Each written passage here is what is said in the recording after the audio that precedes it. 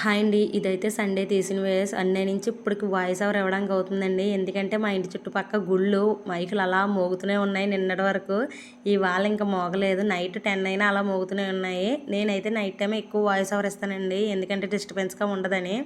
ఇదైతే సండే తీసిన video. Sunday అయితే మా వీధి గుడిలో బసవస్వామి గుడిలో ఏకాం చేశారండి. అక్కడ భజన చేసే వాళ్ళు అయితే భోజనాలు పెడతారండి. మా అత్తయ్య గారు వాళ్ళు ఫస్ట్ నుంచి పెడుతున్నారంట.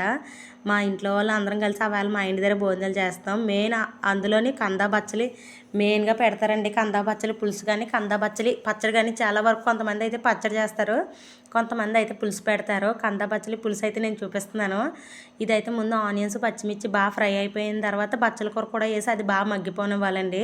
తర్వాత పెద్దవైతే ముక్కలు కోసుకోవాలి, చిన్నవైతే అలా వేసేయచ్చండి. అవి ఫ్రై అయిన తర్వాత కొంచెం కారం ఎక్కువ పడుతుందండి ఇది పులుసులో కాబట్టి. తర్వాత చింతకాయలు ముందే ఉడకబెట్టేసుకొని పులుసు తీసుకొని ఉంచుకోవాలండి. ఆ పులుసు అందులో వేసి బాగా మరగనివ్వాలండి. ఈ పులుసు అయితే టేస్ట్ మాత్రం చాలా బాగా నచ్చింది నాకు.